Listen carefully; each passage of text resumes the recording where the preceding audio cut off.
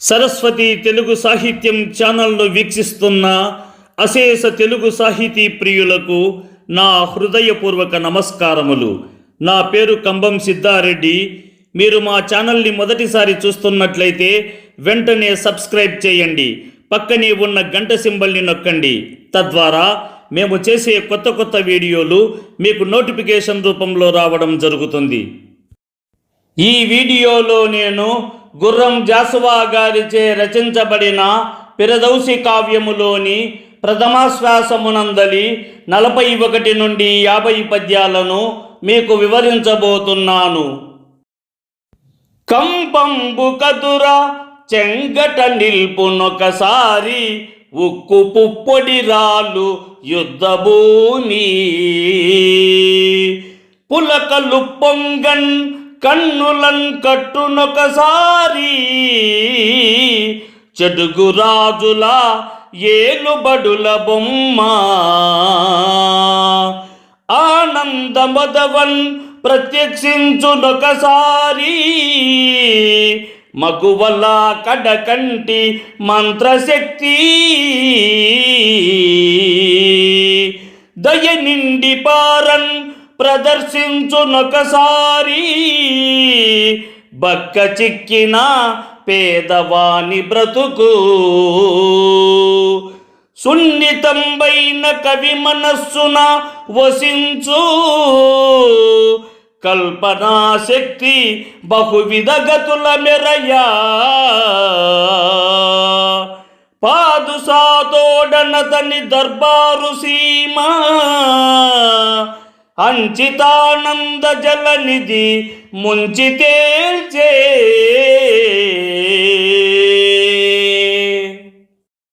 అందమైన కావ్యాన్ని ఆలపిస్తూ అందులోని హృదయమైన పద్యాల భావాన్ని పిరదౌసి కవీంద్రుడు మహారాజు కవిసభలో విభిన్నంగా ఆవిష్కరించాడు. తన సాహనామాలో యుద్ధభూమిలో వీరుల ఆయుధాలు ఉక్కు చునుకుల్లా చెలరేగుతున్న దృశ్యాలను శ్రోతల ముందుంచి వారిలో భయం రేకెత్తించాడు. కొన్నిసార్లు దుష్టరాజుల పాలనను చిత్రిస్తూ సభికుల హృదయాల్లో ఆగ్రహం ఉత్సాహం పుట్టేలా చేశాడు. మరోవైపు స్త్రీల కళ్ళలోని మాధుర్యాన్ని ఆకర్షణను చూపించి ఆనందాన్ని కలిగించాడు. ఇంకొక సందర్భంలో పేదవాని దయనీయ జీవనాన్ని స్పష్టంగా వర్ణించాడు. ఈ విధంగా తన సున్నితమైన కల్పనా శక్తిని విభిన్న రూపాల్లో ప్రదర్శిస్తూ రాజసభను మంత్రముగ్ధం చేసి అక్కడున్న వారికి మాటల్లో చెప్పలేని ఆనందాన్ని పంచాడు. పదముల పొందిక గుర్రపున్ కథను నకెనవచ్చు పద్యగమనము రస సంపదయును స్వభావ శబలత కదలించే సభాంతరాల కవుల మనంబుల్. పిరదౌసి మహాకావ్యంలో పదాల నిర్మాణం గుర్రం పరిగెత్తే వేగానికి సమానంగా ఉత్సాహభరితంగా సాగుతుంది. ఆ పద్యాల ప్రవాహంలో కనిపించే విభిన్న రసాలు భావాల వైవిధ్యం సభలోని కవుల మనసులను సహృదయ పండితుల హృదయాలను లోతుగా కదిలించాయి. అరమోట్పుంకనులు పులకిత శరీరములు పొందుపరచి సత్కవి వరుండా తురకల దొరకొలువును కిక్కురు మన నీకెలమిడేలు కొన మొదలిడియ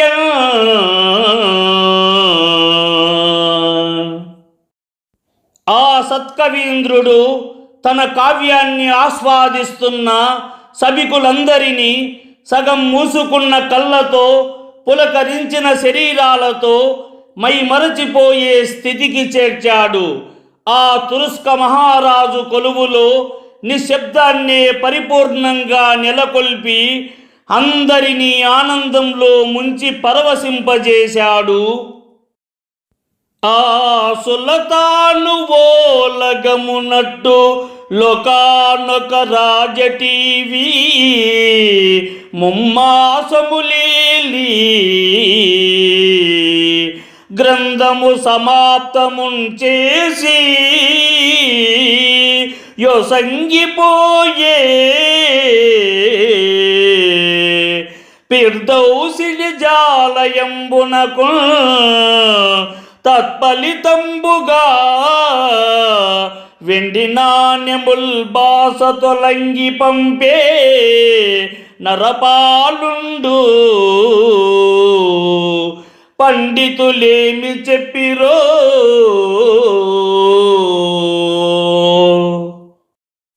ఫిర్దౌసి కవీంద్రుడు తన మహాకావ్య గానము ద్వారా సుల్తాను ఆస్థానాన్ని ఒక ప్రత్యేకమైన రాజ సౌందర్యంతో 3 నెలల పాటు పూర్తిగా ఆకర్షించి తన ప్రతిభకు సమానంగా ఎవరూ నిలువలేని స్థాయిలో వెలుగొందాడు. అనంతరం కావ్యగానాన్ని ముగించి ఆ మహాకావ్యాన్ని సుల్తానుకు సమర్పించి తన నివాసానికి చేరుకున్నాడు. అయితే సుల్తాను మక్కా మసీదు సాక్షిగా చేసిన వాగ్దానాన్ని నిలబెట్టుకోకుండా ఆ కావ్యానికి ప్రతిఫలంగా బంగారు నాణ్యాలు ఇవ్వక వెండి నాణాలను మాత్రమే కవికి పంపించాడు. ఈ విధంగా ఫిర్దౌసి మహాకవికి తగిన గౌరవం న్యాయం లభించలేదు. దీనికి కారణం ఈర్ష్య అసూయలతో నిండిన కొంతమంది పండితులు సుల్తాను చెవిలో అతనికి వ్యతిరేకంగా పలు విధాలుగా చెప్పిన మాటలేనని భావించవచ్చు. ఎన్నో కొండలు గుండెలోన్ కరగిపోయన వార్తి సంతానముల్ కండీరయ్యే సమస్త లోకము నిరాకార స్థితిం పొల్చే నుత్పన్నం బయ్యే విషాద మేఘ పటల ధ్వాంతౌగ మాసాల తల్ సున్నాలయ్యే అగాధ కూప జలరాసుల్తోచే ఫిర్దౌసికి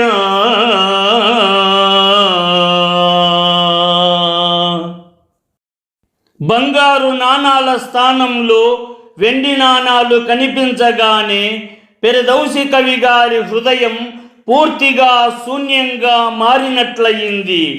గాఢమైన మేఘాలు కమ్ముకున్నట్లుగా ఎన్నో ఆశల పర్వతాలు కరిగిపోయిన భావం కలిగింది. సముద్రాలంత భావోద్వేగం కన్నీటి రూపంలో పొంగిపోయినట్లయింది. దుఃఖమనే చీకట్లు చుట్టుముట్టాయి.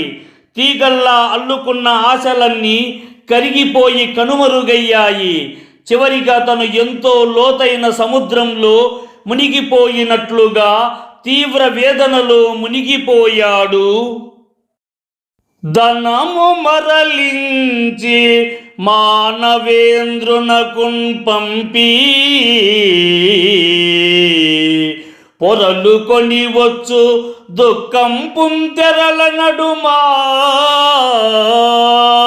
ఆకృతి వహించియున్న నిరాశ వంటి ఉత్తరము వ్రాసే నిందాసహోక్తికముగా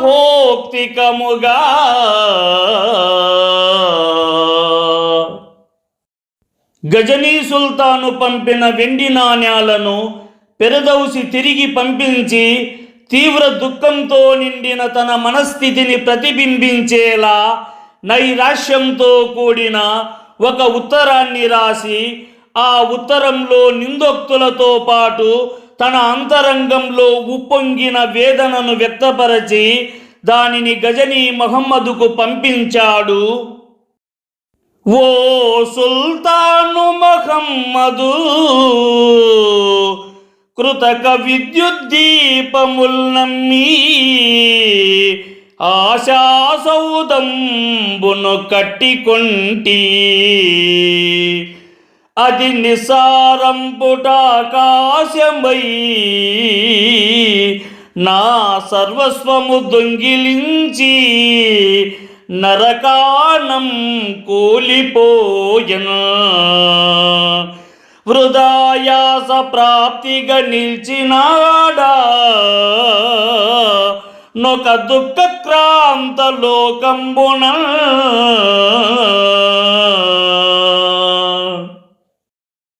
ఓ గజనీ సుల్తాను మహమ్మదు, కృత్రిమమైన మెరుపుల్లాంటి ఆశలను ఆధారంగా చేసుకొని లోభమనే భవనాన్ని నేను నిర్మించుకున్నాను.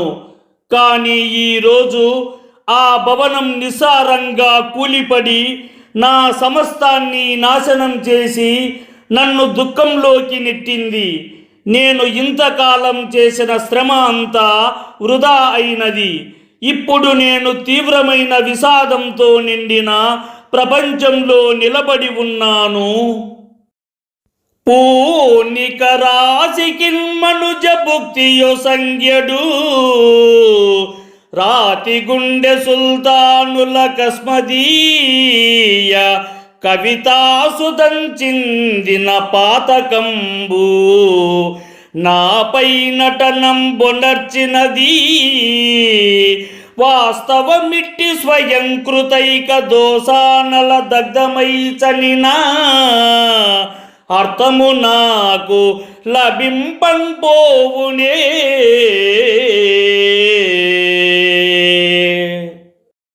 ప్రయత్నంతో తమ పదునైన ఖడ్గాలకు మనుషులను బలి చేసే క్రూర స్వభావము గల సుల్తానులను స్తుతిస్తూ మా కవిత్వ రసాన్ని వారిపై కురిపించిన దోషమే ఈరోజు మాపై ఇలా ప్రభావం చూపుతోంది.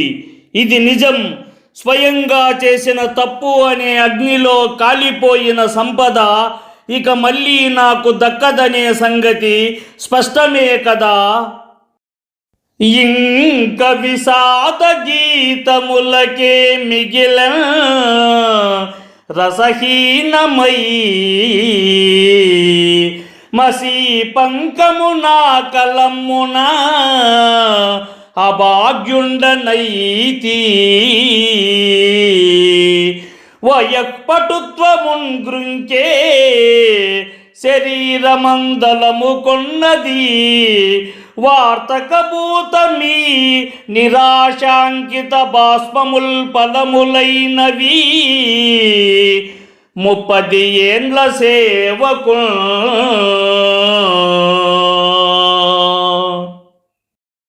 ఇక నా కలంలో మిగిలింది విషాద గీతాలకే తగిన సిరా మాత్రమే.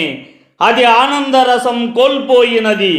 నా యొక్క శారీరక పటుత్వము కూడా కృషించినది. నా యావత్ దేహమంతయు వార్ధక్యమనే భూతము ప్రవేశించినది. నేను 30 సంవత్సరాల పాటు శ్రమించి రచించిన రాజవంశ కావ్యం వృధా అయిపోయినది. ఈ ముసలితనంలో ఎన్నో కష్టాల తరువాత నాకు లభించిన ఫలితం ఈ కన్నీళ్ళే కదా. ఒక్కొక్క పద్యంబునకు ఒక్కొక్క నెత్తురు బొట్టు మేనిలో తక్కువగా రచించితి వృధా శ్రమయ్యన్ కులీ నుండైన రాజిక్కరని మృసల్వలుకునే కవితారుణమీయకుండునే నిక్క మెరుంగనైతి గజనీ సుల్తాను మహమ్మదగ్రనీ.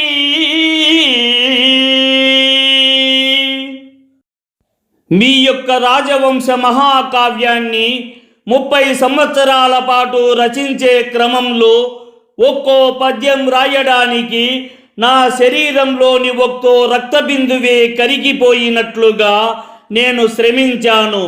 అలా సాహనామాను సృష్టించాను. కానీ ఈ రోజుకు ఆ శ్రమ అంతా వృధా అయినది.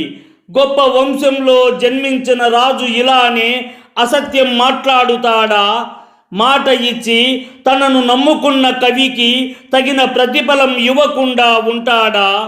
ఓ గజనీ సుల్తానులలో శ్రేష్ఠుడవైన రాజా, నీ నిజస్వరూపం స్వభావం గురించి ఆలోచించకుండా నిజాన్ని గ్రహించలేకపోయినది కేవలం నా పొరపాటే కదా. ఈ వీడియోని లైక్ చేయండి, షేర్ చేయండి. ఈ వీడియోపై మీకున్న అభిప్రాయాన్ని కామెంట్ సెక్షన్లో కామెంట్ చేయండి.